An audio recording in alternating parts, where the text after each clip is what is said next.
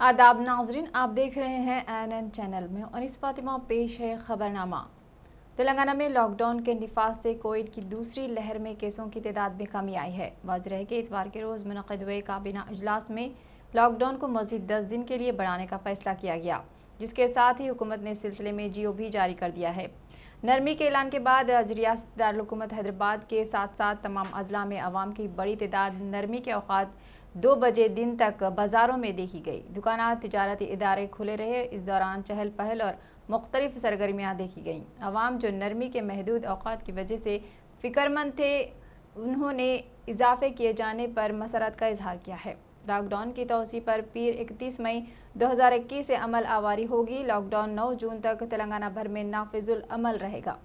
रियासत में corona cases कम हो रहे हैं, लेकिन फिर भी रोजाना 3000 केसेस दर्ज हो रहे हैं। दूसरी तरफ सिया फंगस केसेस में भी इजाफा देखा जा रहा है, जिसके पेश नज़र हुकूमत ने लॉकडाउन में तोसी का फैसला लिया है। ताहम सुबह 6 बजे से दोपहर 1 बजे तक लॉकडाउन में नरमी दी गई है। इसके बाद भी 1 घंटे के लिए इजाफी वक्त मख्तस किया गया है। 2 बजे के बाद सड़क पर निकलने पर पुलिस उनके खिलाफ मुकदमा दर्ज करेगी और गाड़ियों को जब्त कर लेगी। तेलंगाना हुकूमत ने कोविड सेकेंड वेव के साथ 12 मई से पहली बार लॉकडाउन नाफिज किया था। इसके बाद हुकूमत ने लॉकडाउन में तोसी कर दी थी। दोबारा एक मरतबा फिर लॉकडाउन में तोसी की गई है। ताहम इस मरतबा लॉकडाउन में ज़्यादा छूट दी गई है। ख़ासतौर पर ज़मीनों, असासों और गाड़ियों के रजिस्ट्रेशन की इजाज़त दी गई है। लॉकडाउन से सरकारी खजाने में कमी के नतीजे में यह फैसला लिया गया है।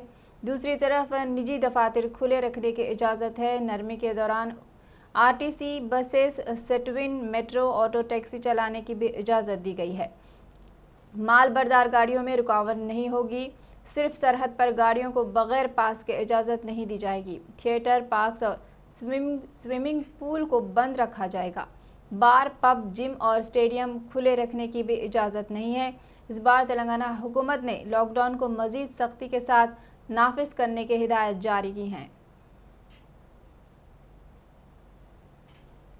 मरकजी ममलिकती वज़ीर दाखिला किशन रेड्डी ने सरकारी दवाखानों में अपनी जानिब से एम्बुलेंसेस हवाले करने के बाद मीडिया से बात करते हुए अपोजिशन जमातों पर तनकीद करते हुए बताया कि अपोजिशन कोरोना वबा के इस नाजुक मौके पर भी सियासत करते हुए कोरोना वैक्सीन से मुताल्लिक़ गुमराहकुन प्रोपेगेंडा करते हुए ये कह रही है कि हिंदुस्तान में दी जाने वाली वैक्सीन BJP और मोदी की वैक्सीन है।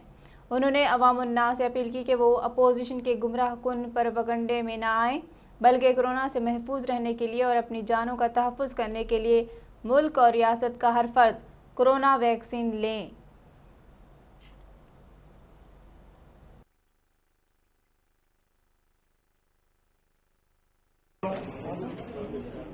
అన్ని గ్రామాలలోనూ దేశవ్యాప్తంగా భారతీయ జనతా పార్టీ శాఖలు ఉన్నటువంటి ప్రతి ప్రాంతంలో భారతీయ జనతా పార్టీ కార్యకర్తలు కానీ అభిమానులు ఉన్నటువంటి ప్రతి ప్రాంతంలో కూడా ఒక అంకిత భావంతో, ఒక బాధ్యతతో, ఒక రెస్పాన్సిబిలిటీతో, పబ్లిసిటీ అనేటువంటి పక్కన పెట్టి ఒక రెస్పాన్సిబిలిటీతో మేము అనేక రకాల సేవా కార్యక్రమాలు చేశాం. మేమే కాదు, రాజకీయ పార్టీగా కేంద్రంలో అధికారంలో ఉన్నటువంటి పార్టీగా మేము చేపడుతున్నప్పటికీ అనేక సామాజిక సంస్థలు కూడా నిస్వార్థంగా ఏ రకమైనటువంటి ఫలాన్ని కానీ ఏ రకమైనటువంటి ఫలితాన్ని కానీ లెక్క పెట్టకుండా చాలా మంది ఈరోజు సామాజిక సంస్థలు కూడా కరోనా కష్టకాలంలో ప్రజలను ఆదుకోవడం కోసం చేయూతనందించారు. అనేక రకాల చేయూతలను అందించారు. ఈ రెండవ దశ కార్యక్రమంలో కూడా మేము isolation wards, corona isolation wards ఏర్పాటు చేయడం, టెలిమెడిసిన్ ద్వారా కరోనాకు సంబంధించి జాగ్రత్తలు ఏ రకంగా తీసుకోవాలి, కరోనా సోకినటువంటి వాళ్ళు కానీ సోకనటువంటి వాళ్ళు కానీ కరోనా సోకినటువంటి ఇంట్లో కుటుంబ సభ్యులు కానీ టెలిమెడిసిన్ ద్వారా వాళ్లకు ఎప్పటికప్పుడు సలహాలు, సూచనలు ఇచ్చేటువంటి కార్యక్రమం దేశవ్యాప్తంగా కొనసాగిస్తా ఉన్నాం. ఐసోలేషన్ సెంటర్స్ ఓపెన్ చేస్తా ఉన్నాం. కావలసినటువంటి వాళ్లకు ఇళ్లలో ఉండి ట్రీట్మెంట్ తీసుకుంటున్నటువంటి వాళ్లకు కాన్సన్ట్రేటర్స్, ఆక్సిజన్ సిలిండర్స్ వేరే, కాన్సన్ట్రేటర్స్ వేరే, ఈ రెండు కూడా వాళ్ళకు ఇళ్లలో అందించేటువంటి కార్యక్రమం చేస్తున్నాం. అనేక ప్రాంతాల్లో కరోనా పాజిటివ్ వచ్చినటువంటి వాళ్ళకు पुलिस ने गुज़िश्ता रोज जिले के पामानूरू जंगलात के इलाके में एक माओनवाज अस्करियत पसंद को गिरफ्तार किया है। गिरफ्तार शुदगान को आज मीडिया के रूबरू पेश किया गया। पामानूरू जंगलात के इलाके में पुलिस पर बम हमला करने की साजिश रची जाने की पुलिस को खुफिया इतलात मौसूल हुई हैं, जिस पर पुलिस फोर्स पामानूरू जंगल के इलाके में कुंबिंग के दौरान इतवार के रोज सुबह 11 बजे के करीब पुलिस ने सड़क पर बम लगाने वाले लोगों के ग्रुप की निशानदेही की और फौरी हरकत में आते हुए उन्हें गिरफ्तार करने की कोशिश की। ताहम ग्रुप के अफराद फरार होने में कामयाब हो गए, लेकिन एक शख्स को गिरफ्तार कर लिया गया है। गिरफ्तार शख्स की शिनाख्त वेंकटापुरम नरुगुरु मंडल के रहने वाले मूडवी भोदू के नाम से हुई है। उसके कब्जे से जमीन से कार्डेक्स वायर, 4 डिटोनेटर, एक वॉकी टॉकी, 2 प्रेशर कुकर, 2 बम, टिफिन बॉक्सेस, बिजली के 2 तार के बंडल, बैटरियां और दीगर सामान को जब्त किया गया है। करीमनगर जिले से ताल्लुक़ रखने वाले एक सरकारी स्कूल के टीचर शरीफ अहमद को 5 रोज़ा वेबिनार के लिए मुंतखब किया गया है, जिसका एहतमाम हिंदुस्तानी खलाई तहक़ीक़ाती इदारा इसरो कर रहा है। शरीफ ने बताया कि उन्हें इतवार की शाम इसरो साइंसदान डॉक्टर हरीश चंद्र की एक ईमेल मौसूल हुई। उन्होंने मेल में कहा कि 31 मई से 4 जून तक जारी वेबिनार में वो हिस्सा लें। वेबिनार एरोस्पेस टेक्नोलॉजी की तरबियत, उनकी एप्लीकेशंस, कुदरती आफात, माहौलियात, आबो हवा के हालात और कई मौज़ूआत में तरबियत देगा। शरीफ चिगुरमामिडी मंडल के रामांचा गवर्नमेंट स्कूल में हिंदी के उस्ताद हैं। शरीफ मुल्क भर से मुंतखब होने वाले चंद सरकारी असातिज़ा में से एक हैं। असातिज़ा ने शरीफ को इसरो वेबिनार के इंतखाब पर मुबारकबाद पेश की है। कोटी एनटी को सियाह फंगस के इलाज के लिए नोडल मरकज करार देने के बाद से अस्पताल इंतजामिया ने इतवार के रोज एक ही दिन में सियाह फंगस के 26 मरीजों की सर्जरी करते हुए इस तब्दीली का सबूत पेश किया है। अस्पताल के सुपरिटेंडेंट डॉक्टर शंकर ने बताया कि 4 दीगर अफराद को इलाज के बाद डिस्चार्ज कर दिया गया है और 36 नए अफराद को दाखिल कराया गया है। रियासत के तमाम अजला के अलावा दूसरी रियासतों से भी ब्लैक फंगस के मरीजों को मुकम्मल इलाज फराहम किया जा रहा है। मरीजों को उनकी सेहत की हालत के मुताबिक वक्तन फ़ौक्तन इम्फेटिजिन बी इंजेक्शन दिए जा रहे हैं। ब्लैक फंगस मरीज जो सर्जरी कराने के काबिल पाए जाते हैं, उनको एंडोस्कोपी मुकम्मल करने के बाद और 1 माह की मुद्दत में 30,000 रुपये मालिक के पोसाकोनाजोल गोलियां देने के बाद फारिग कर दिया जा रहा है। नेल्लूर उस्मानिया अस्पताल के 8 डॉक्टर्स, भास्करा मेडिकल कॉलेज के 4 पीजी मेडिकल तलबा, उस्मानिया डेंटल कॉलेज के 6 असिस्टेंट प्रोफेसर्स, सरोजनी देवी अस्पताल के 4 नफीस माहिरीन, गांधी के 2 थिएटर असिस्टेंट्स और 4 वार्ड बॉयज कोठी के एएनटी अस्पताल में खदमात अंजाम दे रहे हैं। इससे इस अस्पताल के डॉक्टरों और अमले पर दबाव कम हो गया है। बताया जा रहा है कि जिले भद्राद्री कोत्तागुडेम डिस्ट्रिक्ट कोर्ट में काम करने वाले सीनियर वकील एल सत्यनारायण के फर्जंद हाईकोर्ट के वकील ए गोपीनाथ की ब्लैक फंगस से मौत हो गई है। साबिक रियासती वजीर पोन्नाला लक्ष्मैया ने तनकीद करते हुए कहा कि चीफ मिनिस्टर के चंद्रशेखर राव सिर्फ वादों के शहंशाह हैं। Jangaon medical college, polytechnic college, nursing college और 1 लाख एकड़ अराजी को आपाशी देने के जो वादे किए वो तमाम अब एक ख्वाब बनकर रह गए हैं। असेंबली इंतखाबात के वक्त जनगांव असेंबली हल्के की आवाम को गुमराह करते हुए उन्होंने बुलंदबांग वादे किए थे। इंतखाबात के बाद सब फरामोश करते हुए जनगांव की आवाम को धोखा दिया गया। केसीआर धोखा देने के माहिर हैं। वो आवाम को हथेली में जन्नत दिखाकर वोट हासिल करने के माहिर हैं। उन्होंने केसीआर से मुतालिबा किया कि जनगांव के अवाम से जो वादे किए गए उस पर अमल आवारी करें। कैसा गवर्नेंस है? क्या कर रहे हैं? खुद हंसे तो हंसाने के लिए कोशिश करे तो फायदा नहीं। पहले ये देखना, हमारे कार्यक्रम को देखे, हमारे प्रोग्राम्स देखे दुनिया क्यों हंस रही है। और बहुत नाटकबाजी है ये 1 साल में जो कुछ इस देश में हुआ है। पहली मर्तबा उन्होंने नाटक करते हुए रोने के लिए कोशिश किया। रोते हुए उनका फेस दिखाने के लिए कोशिश किया, मगर ये नहीं मालूम भारत के पूरे लोग रोने की समय आया है, रोते रहे, मर जा रहे, कोई मदद नहीं। एक 7 साल में ये देश का इकोनॉमी क्या हो गया, ये प्राइसेस का बात क्या हो गया। 100 दिन में प्राइसेस कम कर दूं बोल के पावर में आया, आज कैसे है। दुनिया भर क्रूड ऑयल प्राइसेस कम होते जा रहा, हिंदुस्तान में गरीब लोगों के ऊपर पेट्रोल और डीजल आज तो 100 रुपये तक बढ़ गया है। इसका जवाब कौन देने वाला है?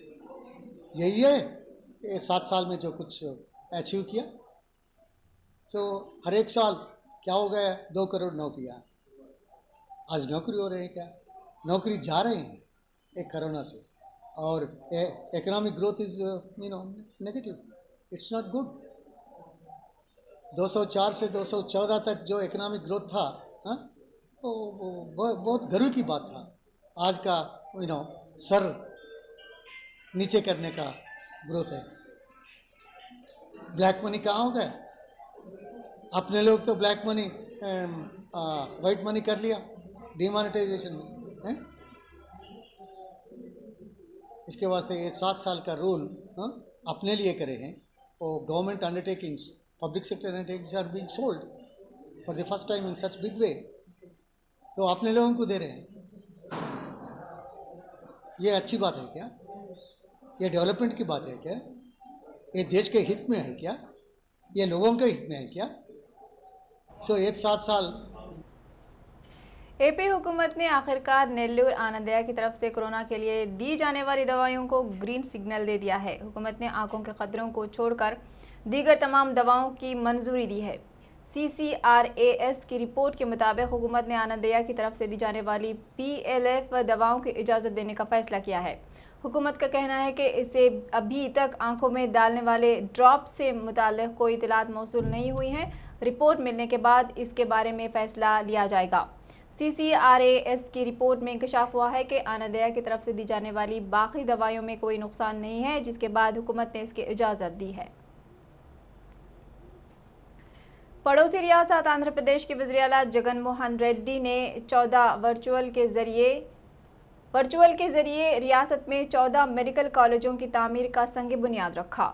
2023 तक मेडिकल कॉलेजों की तामीर मुकम्मल करने का मंसूबा तैयार किया गया है। इस मौके पर बात करते हुए सीएम जगन मोहन रेड्डी ने कहा कि 7,880 करोड़ रुपए की लागत से 14 मेडिकल कॉलेजेस तामीर किए जाएंगे। मेडिकल कॉलेजों के अलावा नर्सिंग कॉलेज भी कायम किया जाएगा। उन्होंने बताया कि मेडिकल कॉलेजों के अलावा 500 बिस्तरों पर मुश्तमिल अस्पताल भी तामीर किए जाएंगे। उन्होंने कहा कि हर पार्लिमानी हल्के में एक सुपर स्पेशलिटी अस्पताल कायम किया जाएगा।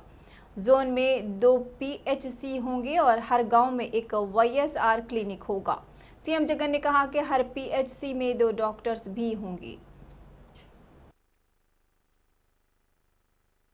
కాలేజీల్లో నర్సింగ్ కాలేజీల్లో భాగంగా ఈరోజు మరో 14 మెడికల్ కాలేజీకు ఈరోజు వర్చువల్ విధానంలో ఈరోజు శంకుస్థాపన చేస్తా ఉన్నాం. ఈ కాలేజీల నిర్మాణంతో వైద్య ఆరోగ్య రంగంలో భారతదేశంలో ఏ రాష్ట్రానికి కూడా తీసుకునే విధంగా మన రాష్ట్రం తయారవుతుందని చెప్పి సంతోషంగా ఈ సందర్భంగా తెలియజేస్తా ఉన్నా. ఎందుకనంటే ఇంతకు ముందే నేను చెప్పా, మనకున్న హ్యాండిక్యాప్ పరిస్థితి ఏమిటి అని అంటే మనకు Tier 1 సిటీస్ లేవు మన దగ్గర. ఈ హైదరాబాదు, బెంగళూరు, చెన్నై వంటి మహానగరాలు లేవు. మంచి హాస్పిటల్ అన్నీ ఉన్నవన్నీ కూడా అక్కడే ఈ పెద్ద పెద్ద నగరాల్లోనే ఉండే పరిస్థితిలోనే ఉంటాయి ఈ సూపర్ స్పెషాలిటీ హాస్పిటల్, ఈ మల్టీ స్పెషాలిటీ హాస్పిటల్. ఇటువంటి పరిస్థితుల నుంచి మనకు విముక్తి రావాలి అని అంటే మన దగ్గరనే ఈ టెరిషరీ కేర్ ఇంప్రూవ్ కావాలి అని అంటే అందులో ఈ అడుగు మనం ఈరోజు వేసే ఈ గొప్ప అడుగు మనకి ఎంతగానో ఉపయోగపడతాయని చెప్పి ఈ సందర్భంగా తెలియజేస్తా ఉన్నాను. ఒకవైపున రాష్ట్రంలో ప్రతి పార్లమెంట్ పరిధిలోనూ ఒక teaching, medical, multi speciality hospital. Greater Hyderabad municipal corporation के कापरा सर्किल की खातून डिविजनल इंजीनियर महालक्ष्मी को एंटी करप्शन ब्यूरो के अहदेदारों ने 20,000 रुपये रिश्वत लेते हुए रंगे हाथों पकड़ लिया। इसके बाद कापरा म्यूनसिपालिटी ऑफिस के अलावा एसीबी ने महालक्ष्मी की रिहाइश गाह पर तलाशी ली। एसीबी के डीएसपी सूर्य नारायण ने इस मौके पर तफसीलात बताते हुए कहा कि मल्लापुर जीएचएमसी के सफाई वर्कर रामुलू की मौत हो गई थी और उसकी अहलिया को नौकरी देने महालक्ष्मी ने 20,000 रुपये का मुतालबा किया था। रामू के बेटे श्रीनिवास ने एसीबी से इसकी शिकायत की, जिस पर एसीबी के अहदेदारों ने जाल बिछाकर महालक्ष्मी को रिश्वत लेते हुए रंगे हाथों पकड़ लिया। उन्होंने बताया कि वो फिलहाल डीई महालक्ष्मी के दफ्तर और नगरम चक्रपुरी कॉलोनी में उनकी रिहाइश गाह पर तलाशी ले रही है। अब तक उनकी रिहाइश गाह में सोना और नकदी दस्तयाब हुई है। एसीबी के डीएसपी सूर्य नारायण ने बताया कि तहकीकात मुकम्मल होने के बाद उन्हें आज शाम गिरफ्तार करके अदालती तहवील में अदालत में पेश किया जाएगा।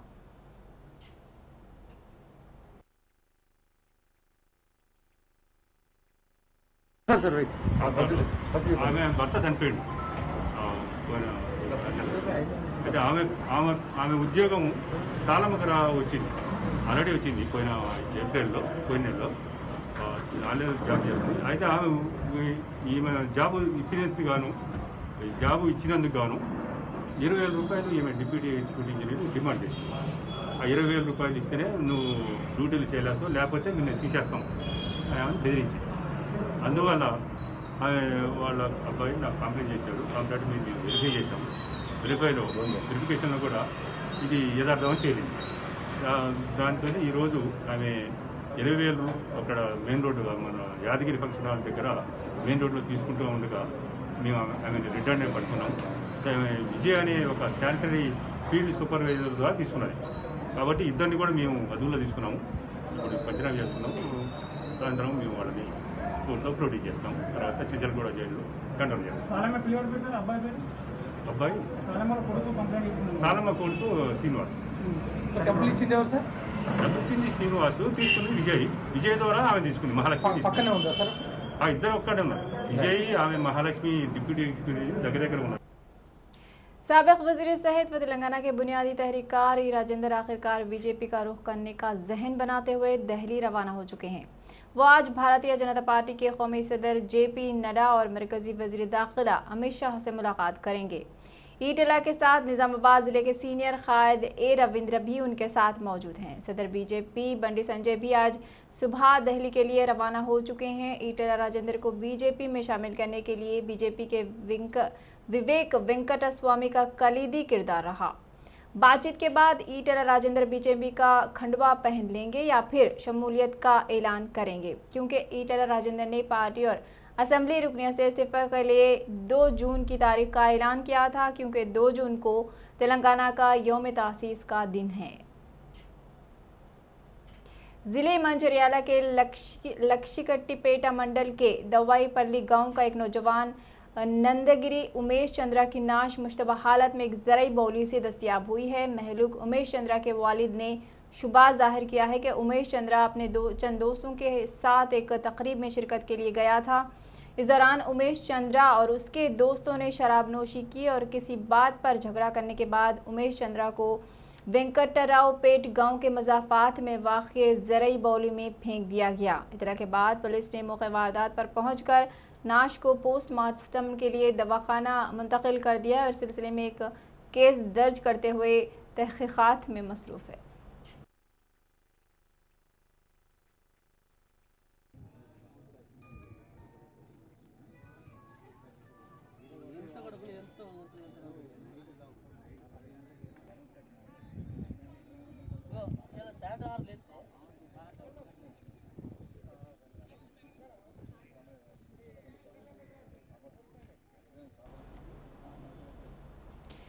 वैएस शर्मिला ने तेलंगाना की बेटियों की हर मुमकिन मदद फराहम करने का तयक़ुन दिया है। शर्मिला ने ट्विटर प्लेटफॉर्म पर इंकशाफ किया कि वो ऐसी ख़वातीन को माली मदद फराहम करेंगी जिन्होंने कोरोना से अपने ख़ानदान का सहारा खो दिया है। उन्होंने ट्विटर पर बेटियों का हौसला बढ़ाते हुए लिखा कि तेलंगाना के बेटियां हिम्मत न हारें, मैं आपकी मदद करूंगी। उन्होंने एक नंबर 4821326840 पर फ़ोन करते हुए रब्त पैदा करने की अपील की है।